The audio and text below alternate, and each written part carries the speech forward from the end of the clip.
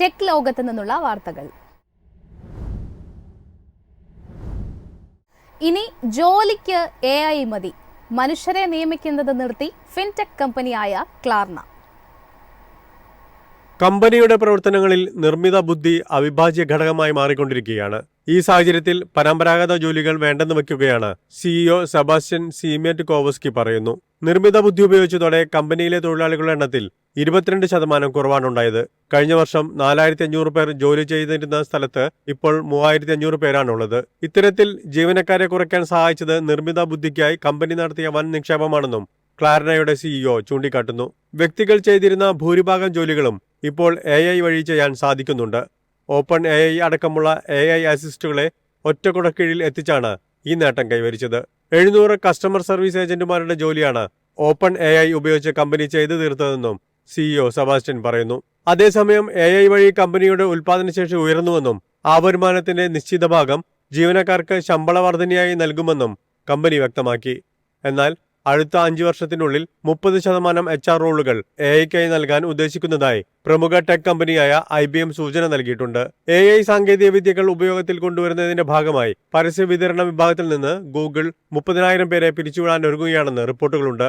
Microsoft പോലുള്ള കമ്പനികൾ തങ്ങളുടെ വിൻഡോസ് ഓപ്പറേറ്റിംഗ് സിസ്റ്റം മുതൽ ഓഫീസ് 365 ആപ്പുകളായ വേഡ്, എക്സൽ, പവർ പോയിന്റ് പോലുള്ളവയിലടക്കം AI അധിഷ്ഠിത ഫീച്ചറുകൾ അവതരിപ്പിച്ചു കഴിഞ്ഞു.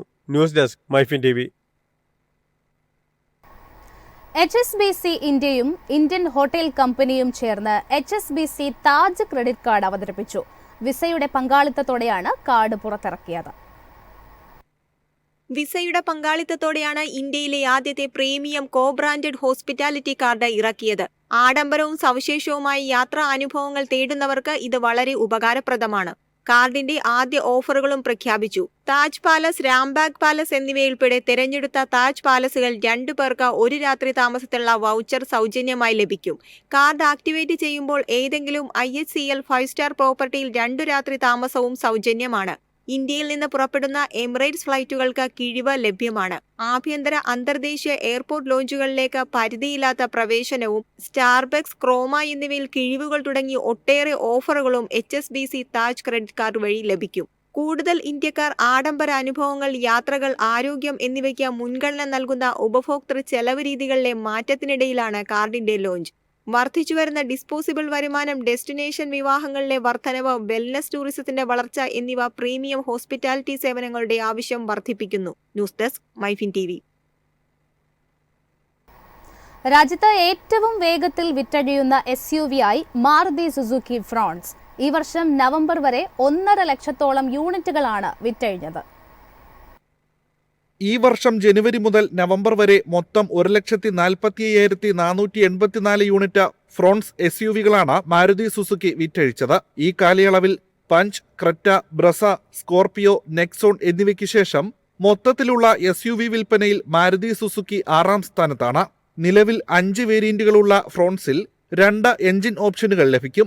9 inch touch screen, infotainment system, cruise control, wireless phone charging തുടങ്ങിയ സവിശേഷതകൾക്ക് പുറമെ സുരക്ഷയ്ക്കായി 6 എയർ ബാഗുകൾ, electronic stability program, 360 degree camera തുടങ്ങിയ പ്രത്യേകതകളുമുണ്ട്. മുൻനിര മോഡലിന് 7.5 ലക്ഷം മുതൽ 13 ലക്ഷം രൂപ വരെയാണ് വാഹനത്തിന്റെ പ്രാരംഭ എക്സ് ഷോറൂം വില. News desk MyFin TV.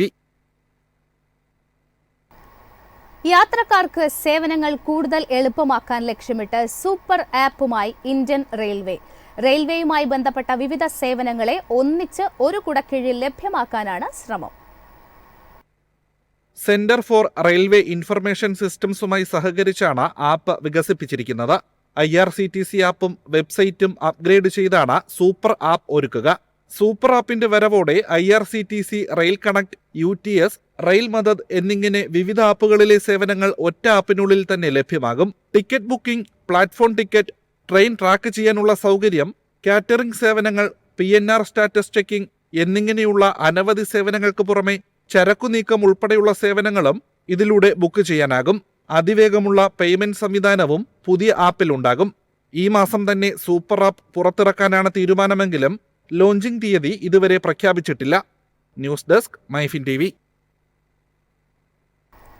ആദ്യ ഗഗൻയാൻ ആളില്ലാ ദൗത്യത്തിനായുള്ള വിക്ഷേപണ വാഹനത്തിന്റെ നിർമ്മാണം ISRO ആരംഭിച്ചു. ശ്രീഹരിക്കോട്ടയിലെ സതീഷ് ധവാൻ സ്പേസ് സെന്ററിലാണ് HLV M3 റോക്കറ്റിന്റെ നിർമ്മാണം. ബഹിരാകാശ രംഗത്ത് രാജ്യത്തിന്റെ അഭിമാന പദ്ധതികളിലൊന്നായ ഗഗൻയാൻ ദൗത്യത്തിനായി ഒരുക്കങ്ങൾ പുരോഗമിക്കുകയാണ്. ഗഗൻയാന്റെ ഭാഗമായുള്ള ആദ്യ ആളില്ലാ ദൗത്യം 2025 ആദ്യ പകുതിയിൽ നടക്കും.